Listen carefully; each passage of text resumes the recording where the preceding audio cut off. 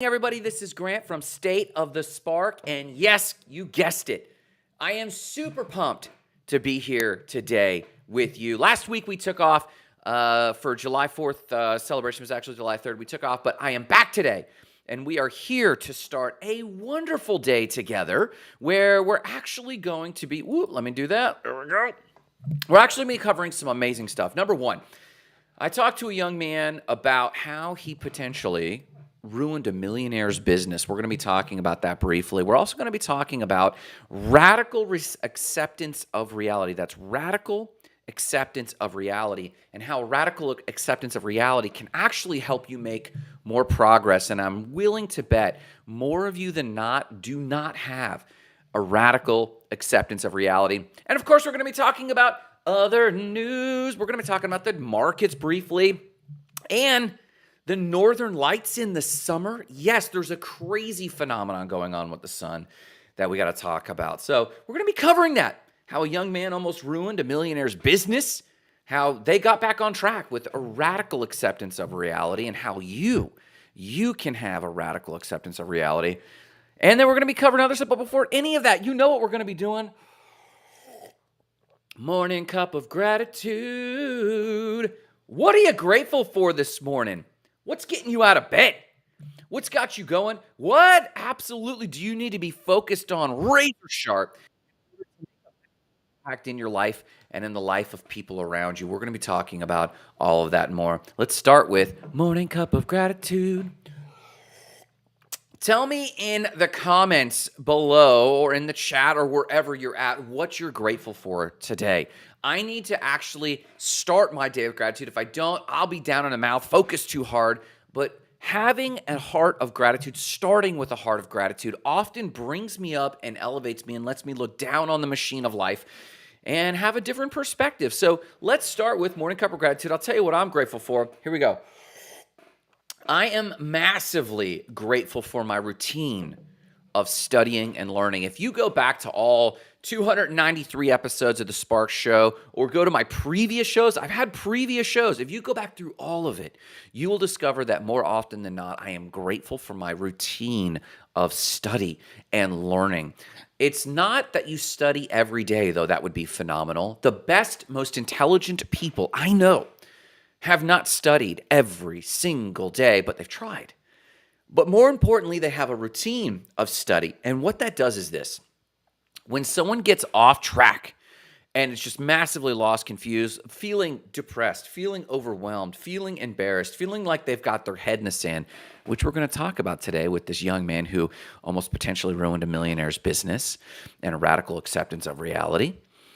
When you're feeling all of the pressure of being alive and trying to get better every single day, but maybe you succeed, maybe you don't. If you can get back to a routine of encouraging, uplifting, educational study, it will realign you and snap you back to form. It will put you back in the mental place that you need to be in order to think clearly, in order to have self-respect, in order to hold your head up high and face the world. I am so grateful. Happy, grateful, and full of joy today for my routine of studying and learning. What are you grateful for today? I want to hear in the comments below. I want you to share what you're most grateful for in your life, because without gratitude, how can you even be of benefit to others, let alone yourself? You open the door for receiving what's good in the world when you start with gratitude. Now, I would appreciate it. Also, and I'd be radically grateful for if you liked, subscribed, or share. If someone in your life, someone in your world needs a bit of encouragement and needs a radical dose of reality and accepting reality, do share, like, subscribe, or tag them in today's show wherever you're watching this, because people around us, I think, and especially me, and maybe, just maybe you too, need a radical dose of reality. Make sure you catch us tomorrow and Friday for Not Crypto Bros. Make sure you catch us every other week for the Spark sites or the Spark team Ask Us Anything, where you can come on and ask us anything about web, marketing, how we're building our business, because we're building in the open. Find us most every other Wednesday right here or wherever you watch your streaming. Let's talk about other news. Why do we cover other news, folks?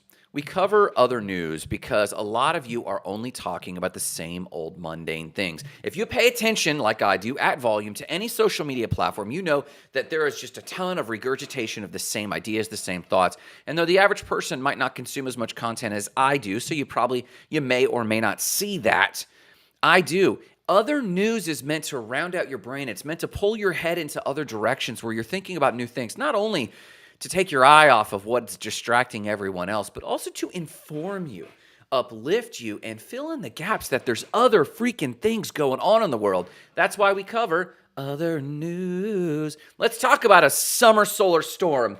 I love alliterations.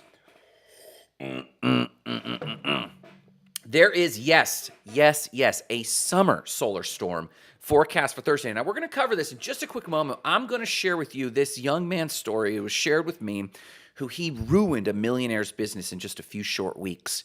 But how, when that millionaire returned, together with radical acceptance, they put their life, their relationship, and the business back together very quickly, and how that uplifted that young man to what he was doing next. But before that, in other news, the solar storm forecast for Thursday, a very rare summer solar storm. 17 states in the American Union will have the chance to see the northern lights, otherwise known as the Aurora Borealis. I should have written that one down before we started this morning.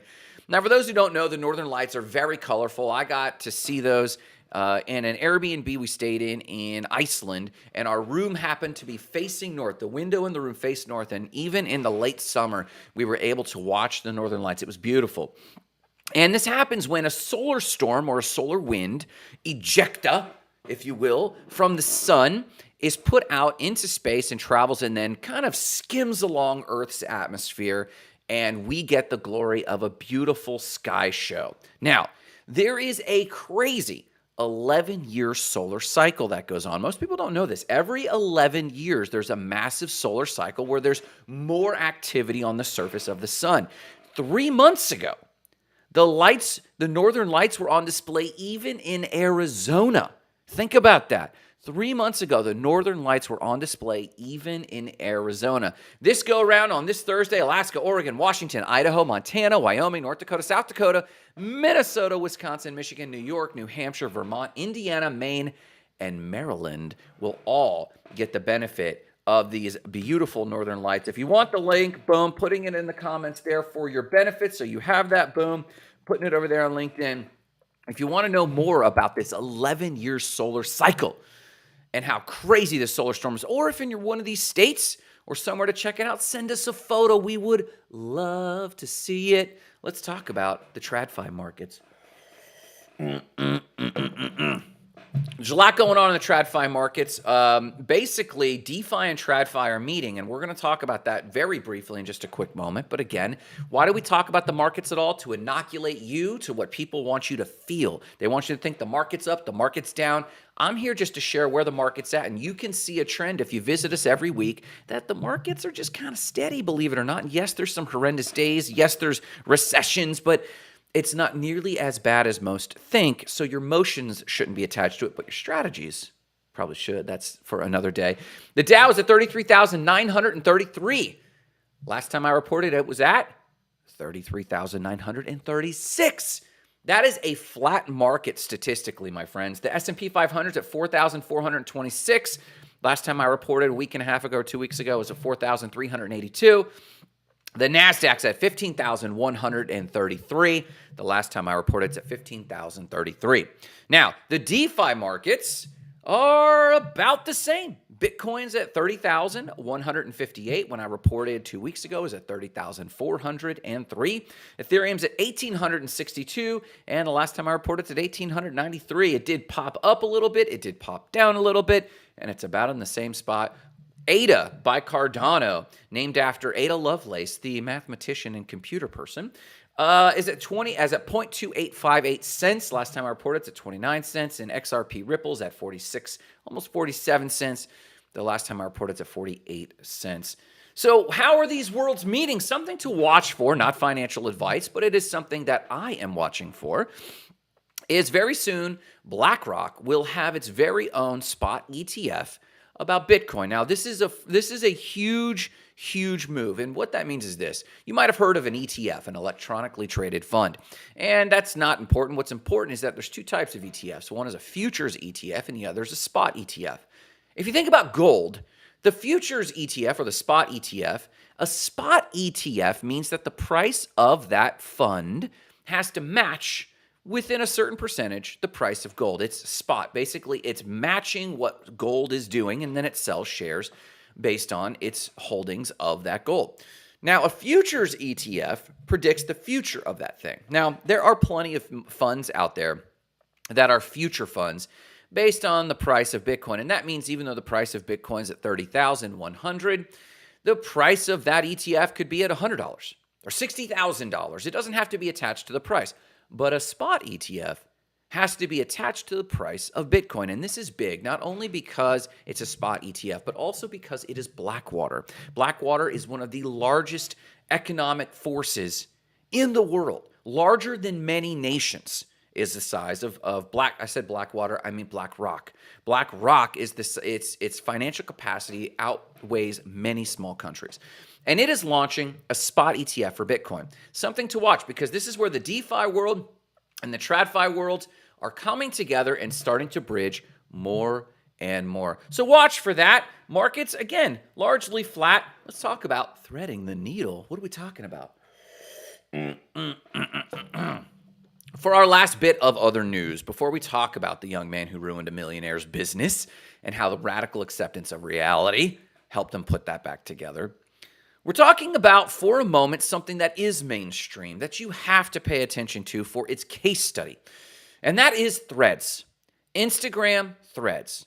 Threads is an app from Instagram, which means it's also from Facebook, which means it's also from Meta. And I have to say that because I had several trolls show up on one of my videos and tell me that it's centralized and it's this, that, or the other, and Twitter's even better. We'll see. But the fun fact is, no matter where you fall on the Elon versus Musk, on the Elon versus Zuck, or the Threads versus Twitter conversation, before any of that, you have to observe with awe and respect the actual power move. From a business perspective, this actually was.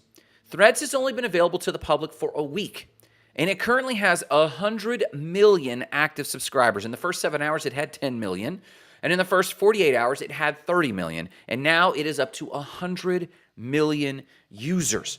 It's a separate app. You can download it off any of the app stores, or most likely in your Instagram app, there will be a notification that says John Smith or your friend Stacy is actually on Threads. You can click that link and it will download the app for you. It is a Twitter competitor. It is a direct competitor, and anyone who says otherwise is lost. But there's a few pros and cons I want to cover real quick that you're going to see evolve very quickly. Number one, what Threads cannot do.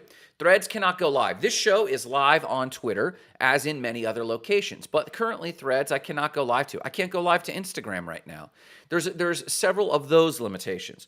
Threads cannot do audio spaces. Audio spaces is one of the most well-beloved tools in Twitter. I myself have partaken many times in audio spaces early in the morning or late at night, listening to anyone talk about anything from crypto to art to business news. You currently can't do that in Threads. You cannot use GIFs or animated GIFs or however you pronounce them. You have to actually annoyingly go onto the internet, download your image, and upload your image. A little annoying.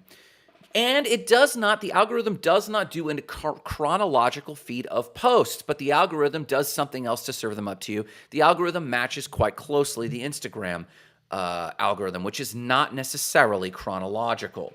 And therefore, it cannot do up-to-the-minute news. You see, Twitter is a fantastic place for the latest up-to-the-minute news of what's going on. And quite often, I spend time in Twitter just to know what the latest is on web design for Spark sites or what's going on with search engine optimization. Twitter can do those things. Now, what can Threads do? Threads can do carousels. The conversation is more like being in a giant chat than Twitter has been for a long time. Twitter has kind of been into curated followers and feeds and different spaces. But Threads can do carousels. You can find an entirely new audience. In fact, I noticed people that have never followed me on Twitter, that have only ever liked or followed me on Instagram, are now on Threads, and they get to see the other side of my wit and kind of how I do things. You can share directly to your Instagram stories, which is efficient. And if you look very closely, the only other button there is you can share to Twitter, which is kind of a zing towards from Zuckerberg to Elon. And you can, and this is the most profound thing that I think you should pay attention to. Threads is built in a way that allows you to share your information to something known as the Fediverse.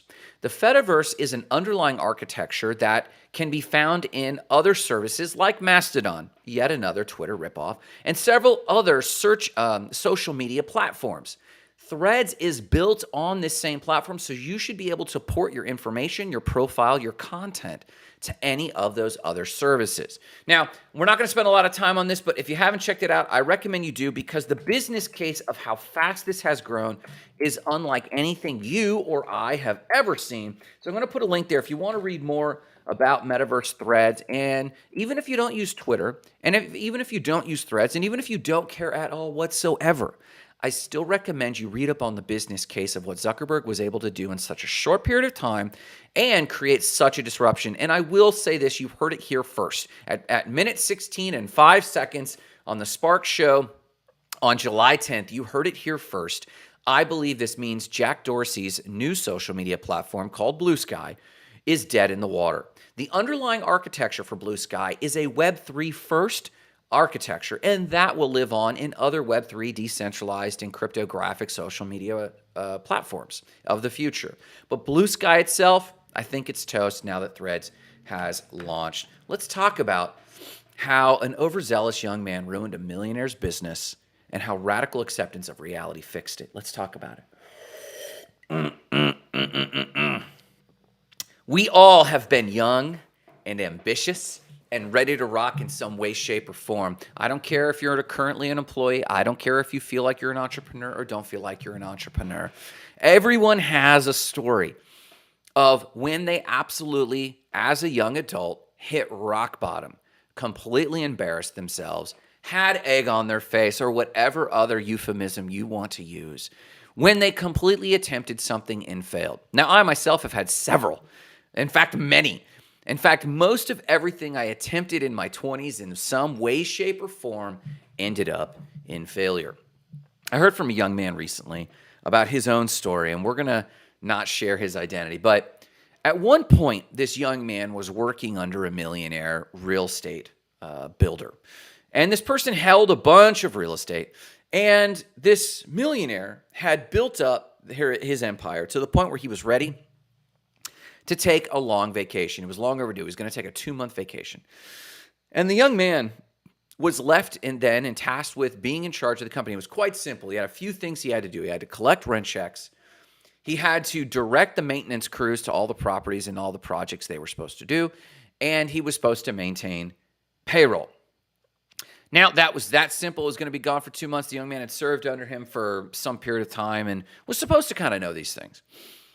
The millionaire left on vacation, and this was before we were as connected as we are now. Now, they did have the internet, but it wasn't as well used. They didn't have VoIP internet phone calls, and we didn't have all the connectedness and the international texting and WhatsApp. We didn't have any of that back then. And so the young man came along and said, I'm going to handle this, and the millionaire left on his trip and left his phone behind. And the young man realized nearly immediately he was in over his head. Now, the first few days, he started to feel a little bit of fear and realized, oh my gosh, this is a multi-million-dollar business. And this guy's a millionaire, and he holds all this real estate, and I'm not exactly sure what to do. I mean, I've never collected rent checks, and this young man was absolutely petrified from having to knock on doors to their renters and ask for checks. But the first few days, nothing big was going on. This fear kind of built in him, but the young man was like, okay, I'm going to do personal development. I'm going to do the secret and manifestation. So he started personal development and started doing positive thinking. I could do this, but he didn't know what to do. He wasn't even sure how to walk this out. So his version of personal development and positive thinking was, I'm just going to show up to the office and we're just going to figure it out. But in the subsequent days, the young man's dread grew as more and more questions were asked of him and he had fewer and fewer answers. He would still wake up out of bed and think positive thoughts and be like, I'm just going to do my best. And he'd show up at the office, but the phone would ring. And when he'd pick up the phone, they'd ask questions that he didn't have answers to and he didn't know who to ask. And very quickly, he realized the day to collect rent checks was coming and he wasn't sure what to do. And then the day came and passed. And he was so mortified of knocking on a door and asking for a rent check. He didn't know how to do it. Absolutely petrified. The day came and the day went, and he didn't collect a single rent check. The maintenance crews would come to the office and knock on the door or call the office and say, hey, where do you want us today? And the young man didn't even know. He started freezing up. He didn't even know what to tell them to do, so he eventually quit answering the phone and quit telling them what to do until the crew manager would knock on the door and come in. And the first few times they would talk it out, and then they'd decide on what to do finally. And eventually the young man would simply lock the door and pretend he wasn't there. The next round of rent checks, the next time for the rent checks to come up, he let the day come and go, mortified on what to do. But he would still wake up and go, no, positive thinking is supposed to work. And he would read a lot of his positive thinking books, and he would wake up and put himself in the state of mind that he wouldn't be affected. He'd wake up, but he would still, in the moment, have this sinking thing and lose the entire thread, lock the door, pretend he wasn't there, and then go about his normal business. He eventually stopped answering the phone, and the Millionaire's business started to grind to an absolute halt.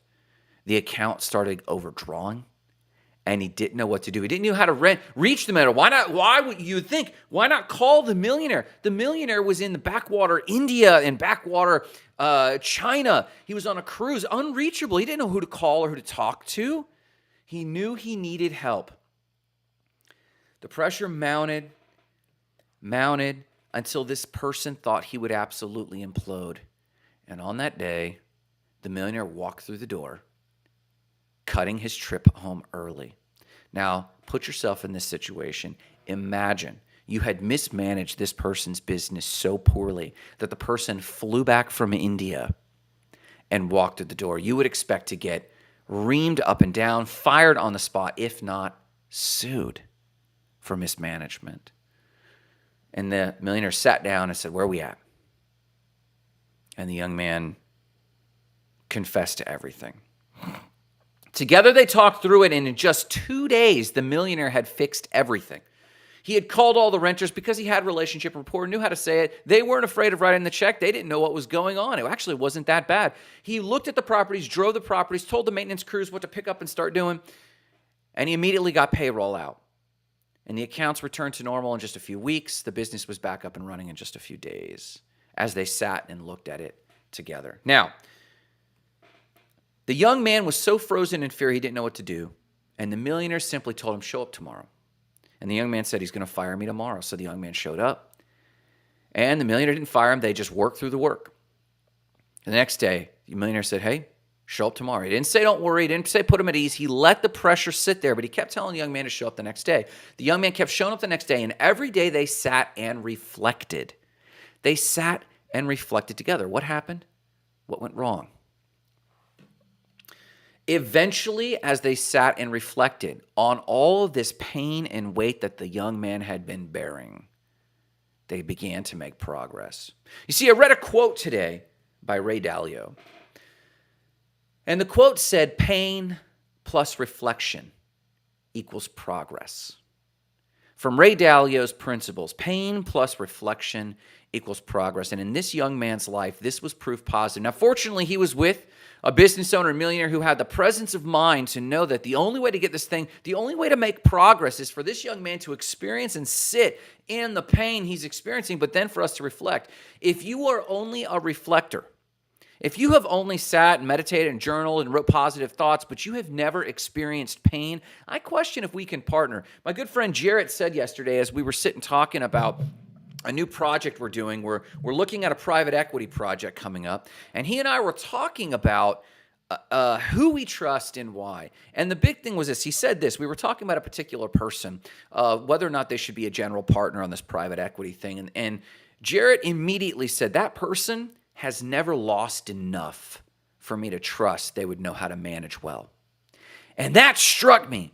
This person had never lost enough. They had never felt enough pain in order to be entrusted with who they were today. You see, I very rarely trust anyone who has not bottomed out completely at some point in their life. Now, it's one thing for someone to bottom out, and if they've never reflected and made progress, I still don't trust that person. But if a person is only a meditator, if a person is only a reflector, but they've never taken risk and have never put their neck out there and have never experienced pain, then I don't trust them either. I want someone who's experienced deep amounts of letdown, pain, disappointment, and absolute failure, but have embraced reflection and growth and then made progress. I'll travel with that person to the end of the earth. Ray Dalio's quote, pain plus reflection equals progress. And as that young man recounted their story to me about how embarrassed they were and how ashamed they were and how full of dread that they might even get sued for ruining this millionaire's business, but the millionaire put it back together in 2 days, and together they reflected on what went wrong and built them up. That young man was now more valuable to that millionaire. No, that millionaire did not entrust that young man with anything of significance for quite some time. But they rebuilt, they restored the relationship, rebuilt. The young man kept his job, and they kept working, and then the millionaire was able to take their trip again later more successfully. And yes, if you haven't guessed, that young man was me. I'm embarrassed to admit it. I failed absolutely miserably, and we were able to make progress upon reflection. Abject failure. In hindsight, I'm embarrassed to say I was even putting myself in that position, but that was me. But I can admit it today because that pain was so heavy on me. And then I reflected and made progress. I'm still embarrassed to this day. I'm flushed in my cheeks just communicating that. But it did happen, and that was me. And if I don't own that, and if I don't learn from that, and if I don't make progress from that, I don't grow. Have you had pain? Have you done sufficient reflection to make progress? Now, here's a few quick principles on how to actually enact progress from pain. How to actually have radical acceptance of reality. See, the problem I had was when I was sticking my head in the sand, I did not have radical acceptance of reality. I might have accepted a little bit of reality. I'm overwhelmed. I'm freaked out. So I quit answering the phone. I locked the doors and pretended I wasn't there. That's embarrassing. But a radical acceptance of reality, I'm still not accepting the full reality. When you do something that dramatic, you haven't accepted the full reality. The full reality is the stakes are so high, you have to force yourself to open up the door, visit the renter, say, I don't know how to do this, but I'm supposed to collect a rent check. I did not have full acceptance of reality. I only had a partial acceptance of reality, and that was my insufficiency. But then you make the next step, and you have to radically accept the next step, and that is the necessity for you to get over that is higher than your embarrassment from not being equipped. And that will force growth. It's like being under a bench press weight that's just too heavy. If you've ever tried to lift more weight than you can lift under a bench press and it was too much, you couldn't even re-rack it and there was nobody there to help. At some point, you had to actually throw that weight on the ground and suffer the embarrassment. That is just the way it goes. Sometimes you try to paddle into a wave that's just too big for you to surf, and you're too freaked out. You might paddle in, and then you're in the critical spot, and you just have to bail and eat it. Sometimes that just happens. That's radical acceptance of reality.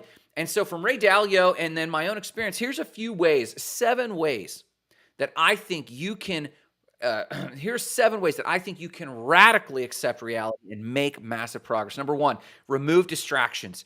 You might be watching too much shows. You might be hiding in your work, as I was. You might be hiding in your loudmouth talking. Remove distractions. Stop. If you have to, meditate and stare fully and write down on a piece of paper right in front of you the radical reality of the pressure and the thing you're facing.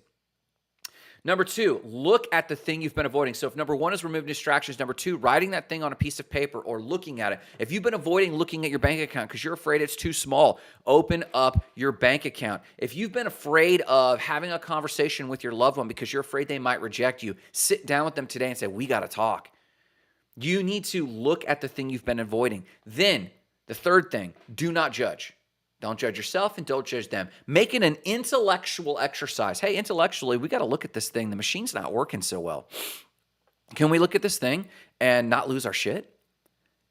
Don't judge. Leave judgments for later. Leave it for your quiet time. But number one, remove distractions. Number two, look at the thing you've been avoiding.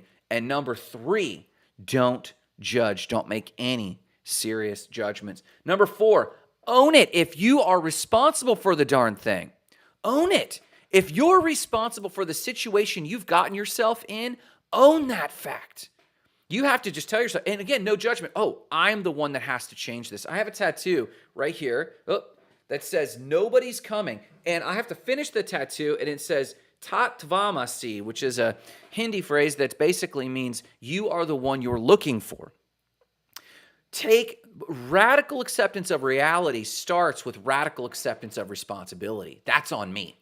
Radical acceptance of reality starts with radical acceptance of responsibility. This is on me. And until you have that moment, you cannot fully accept reality and let it move on. That's number four. Own that if you were responsible for the thing. Number five, reflect then on how you got there. Again, you're not judging yourself. You're not shaming yourself. You're not shaming anyone else.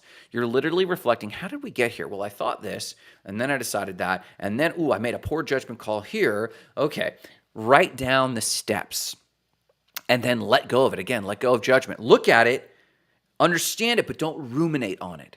Reflect on how you got there. Have a radical acceptance without judging of how you got there. Write it down, but then let it go because you have to be forward-looking. Number six, surround yourself with those who will be radically real with you. Too often people are guarding their own heart, guarding you, mixed up in their own thinking, are not thinking clearly. You need to be around people who make it an intellectual challenge, an intellectual challenge to actually say the thing, an exercise mentally to say the thing unemotionally and exercise control of their emotions while facing hard facts.